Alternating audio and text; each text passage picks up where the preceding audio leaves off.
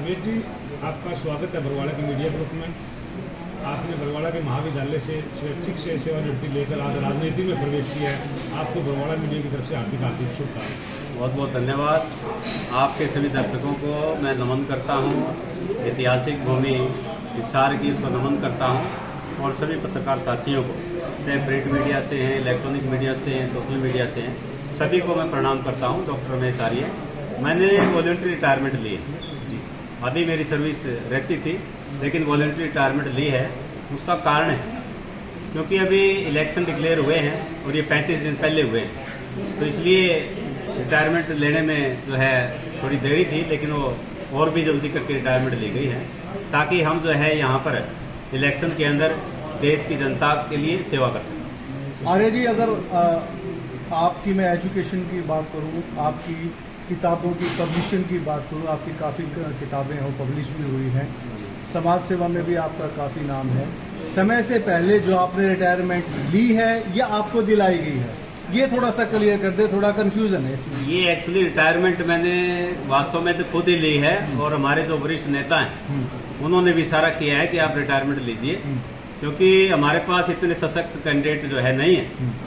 तो फिर भी जो पार्टी का निर्देश होगा हम उसको मान के काम करेंगे। एकदम जो रिटायरमेंट ली गई और एकदम इतनी बड़ी प्रेस कॉन्फ्रेंस करके ये सीधा सीधा समझ में आ रहा है कि जो शीर्ष नेतृत्व है उसका बहुत बड़ा हाथ आपके सर पर है। नहीं, जो शीर्ष नेतृत्व होता है उसका आशीर्वाद के बिना आदमी कोई आगे नहीं बढ़ सकता, ये आप लोग सभी जानते हैं। आप लोग ज़्यादा समझदार हैं, आप मेरे परिवार के सभी सदस्य हैं और हमेशा हम मिलते रहे हैं और आगे मिलते रहेंगे। हम एक सकारात्मक भूमि के साथ काम करेंगे क्योंकि परमात्मा ने बहुत दिया है, तो अब जो है समाज को देने की बारी आ गई। Return back to the society, इसी आधार पर मैं काम करता हूँ। और जो परिवारवाद आज राजनीति में चल रहा है, मैं उसका ठीक जो है कट्टर विरोधी हूँ, क्योंकि परिवारवाद की जगह मैं राष्ट्रवाद को प्राथमिकता देता हूँ और राष्ट्रवाद के लिए काम करता हूँ। नेताओं की अगर बात करें तो नेता तो सुभाष चंद्र बोस जी थे, उसके बाद आजकल तो सिर्फ मंत्री पैदा हो रहे हैं। आपका इस बारे में क्या विचार है? एक्चुअली बिल्कुल सही बात आपने बोली है। लोगों के दिलों से, मनों से जुड़ के हम काम करेंगे, चाहे हम मंत्री बने, चाहे एमएलए बने, चाहे ना बने, उसका कोई वहाँ पर तात्पर्य नहीं है।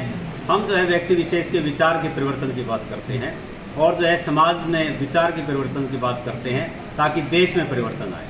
क्योंकि जब प्रत्येक व्यक्ति देश के लिए काम करेगा, समर्पण भाव से काम करेगा, वो कर्तव्य निष्ठा के साथ सेवा भाव से काम करेगा, तो देश आगे बढ़ेगा, उसको कोई रोक नहीं सकता। आर्य जी, आपने इस भाजपा पार्टी को चुना क्योंकि इससे पहले तो शिक्षा भी थे, आप किसी राजनीतिक पार्टी से जुड़े नहीं थे, किसी भी राजनीतिक पार्टी में जा सकते थे। अचानक से भाजपा में ही जुड़ने का ख्याल कैसे आया? भाजपा में जुड़ने का ख्याल इसलिए आया क्योंकि इसकी नीतियों को मैं कई बार देखता हूँ, पढ़ता हूँ।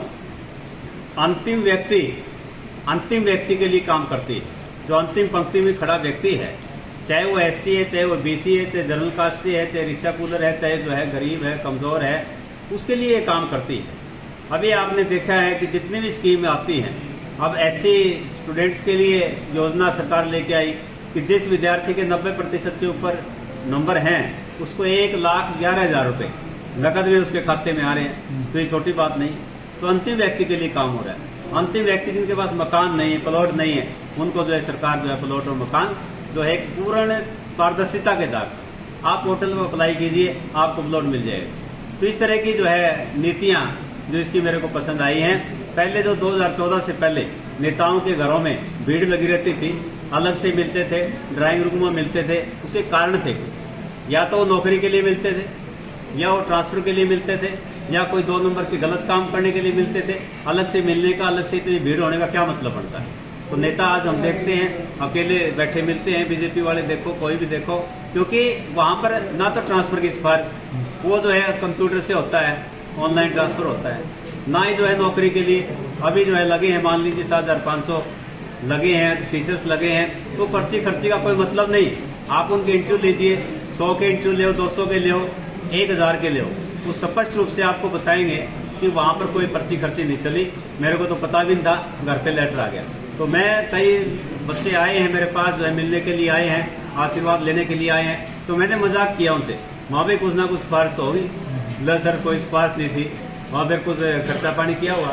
बोले जी कोई खर्चा पानी नहीं किया। फिर मैं कैसे लेटर आ गया घर, तो लेटर आ गया, घर वालों ने बताया कि लेटर आ गया है, तो जो है मैंने ज्वाइन किया फटाफट, और खुशी का कोई अंदाजा नहीं कितनी खुशी होगी। तो मेरिट को जो है ना यहाँ प्राथमिकता मिली। 2014 के बाद आप देखते हैं हर विद्यार्थी, हर नौजवान लाइब्रेरी में जाता पढ़ने के लिए, वो तैयारी कर रहा है। उससे पहले क्या था, नेताओं के चक्कर काट रहा था, वो नशे पत्ते में संलग्न था। आज जो है परिवर्तन मैं देख पा रहा हूँ, इसी परिवर्तन को हम आगे बढ़ाने का काम करेंगे। जैसा भी आपने बताया कि भारतीय जनता पार्टी राष्ट्र हित में काम करती है, मगर राजनीति तो एक दलदल है, और आपने इस दलदल में उतर के कोई सेफ्टी कवच तो होगा जो इस आप सेफ्टी कवच लेके इस दलदल में उतरने की कोशिश कर रहे हो। सेफ्टी कोच का होना जरूरी होता है, बिल्कुल बात आपने सही कही है। और राजनीति की दलदल को राजनीति की दलदल में जाकर ही ठीक किया जा सकता है। दूर रहकर तमाशा देखने से बात नहीं बनेगी। अगर जंगल में आग लगी हो तो कौवा देखता है कि आग लगी है, एंजॉय कर रहा है, हंस रहा है, लेकिन दूसरी तरफ चिड़िया है जो चोंच में पानी भरकर उस जंगल की आग को बुझाने का प्रयास कर रही है। हम उस चिड़िया की भांति जो है काम करेंगे। जितना प्रयास करेंगे देश को बचाने के लिए, देश को सुधारने के लिए, उभारने के लिए, निखारने के लिए काम करेंगे हम, ताकि देश आगे बढ़े। अनिल जी, एक सवाल आपसे करेंगे कि जब भी चुनाव होते हैं तो आम जनता जो है ना कंफ्यूज हो जाती है, या तो भावनाओं में बह जाती है, रिलेशनशिप में बह जाती है, या वह पार्टी के लालच में तो फला पार्टी का है, तो पार्टी को देखना चाहिए या फिर प्रत्याशी की काबिलियता को देखना चाहिए, क्या कहना चाहोगा? इसमें बिल्कुल सही और स्टिक क्वेश्चन आपने किया है। इस समय पर यही क्वेश्चन होना चाहिए। इसमें क्या है कि पार्टी के साथ साथ प्रत्याशी को देखना चाहिए कि प्रत्याशी कई बार बहुत काबिल प्रत्याशी हो सकता है, ये मैं मानता हूँ, लेकिन कहीं ना कहीं जो पार्टी है उसकी प्राथमिकता उससे भी अधिक यूं हो जाती है, क्योंकि देश हित में जो निर्णय लेने हैं तो पार्टी निर्णय लेने हैं, उसको लागू करना है। अगर उसकी पार्टी वो निर्णय नहीं ले सकती मान लो, और वो अच्छा आदमी भी है, तो कुछ नहीं कर पाएगा, उन्हें आखिर वो पार्टी छोड़नी पड़ेगी। तो इसलिए जो है ना, हमने देश हित में वोट करना चाहिए और बड़ा सोच समझ कर वोट करना चाहिए।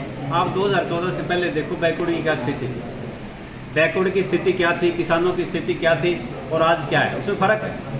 अब पहले किसी भी गांव में आप जाओगे कि बैकवर्ड के कितने लोग लगे हैं, गरीब किसानों के कितने लोग लगे हैं, गरीब परिवारों के कितने लोग लगे हैं। 2014 से पहले देखो डाटा किसी भी गांव में, और अब जाके देखें तो आपको स्पष्ट नजर आएगा, परिवर्तन नजर आएगा आपको, क्योंकि एक संतुलित समाज की ओर जो है भाजपा उसको लेके जा रही है। लोकसभा चुनाव में ये स्पष्ट देखा गया था कि भारतीय जनता पार्टी में दूसरी पार्टियों के लोग जो मिले उनको टिकट भी मिला, और उसका खामियाजा भी लोकसभा चुनाव में भारतीय जनता पार्टी ने देखा। क्या आने वाले चुनाव में अगर ऐसा होता है तो पार्टी का क्या रिजल्ट रहेगा? इसमें एक्चुअली हर बार ही ऐसा होता है, मिलीजुली प्रतिक्रिया रहती है, क्योंकि भविष्य अनिश्चित है और यही जीवन की एक सच्चाई है और यही उसका आनंद है। अगर भविष्य के बारे में पता हो तो फिर तो जो है ना, ये आज प्रेस कॉन्फ्रेंस करने का भी कोई औचित्य नहीं है जो है। तो भविष्य अनिश्चित है और उसके साथ जो जीवन में संघर्ष करना, जीवन संघर्ष का नाम है। आप लोग देखते हैं जीवन सीखने का नाम है। आज आप लोगों से, आप परिवार के सदस्य, बहुत कुछ सीखने को मिला है मेरे को।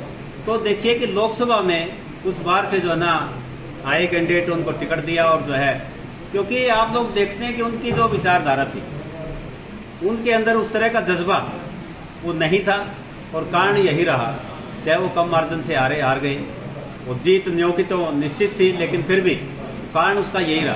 तो आगे से जो है मैं तो पार्टी से भी रिक्वेस्ट करना चाहूँगा कि बड़ा सोच समझ के उस कोटि के जो नेता हैं, देश को समर्पित भाव से जो काम करने वाले व्यक्ति हैं, जो पारदर्शिता के साथ काम करें, ईमानदारी के साथ, पूर्ण निष्ठा के साथ, कर्तव्य निष्ठा के साथ, सेवा भाव से काम करें, उन्हीं कैंडिडेट्स को जो टिकट दें और जो है वो जीतने का काम करेंगे, सरकार बनाने का काम करेंगे। जैसा आपने बताया कि आप बरवाड़ा हल्का से चुनाव लड़ने के इच्छुक हैं, तो बरवाड़ा हल्का की जनता आपको वोट क्यों दे? बरवाड़ा हल्के की जनता मुझे वोट इसलिए दे क्योंकि मैं बरवाड़ा के लिए, देश के लिए, समाज के लिए, हरियाणा प्रदेश के लिए समाज सेवा में लंबे समय से हूँ, लंबे अरसे से हूँ, और वो लोग मुझे जानते हैं। आप लोग भी सभी मुझे जानते हैं, मेरी नेचर को जानते हैं, मेरी प्रवृत्ति को जानते हैं। तो मैं देश के विकास के लिए, पर्यावरण संरक्षण के लिए और जो सामाजिक कुरीतियों को दूर करने के लिए, चाहे स्वच्छता के लिए, पर्यावरण के लिए, पौधारोपण के लिए, लगातार कोई दिन ऐसा मेरा नहीं है कि जिसमें ये इस तरह के काम मैं ना करता हूँ। तो पक्षियों के संरक्षण के लिए हम काम कर रहे हैं। तो सभी लोग मेरे विचार को जानते हैं, मेरी एनर्जी को जानते हैं।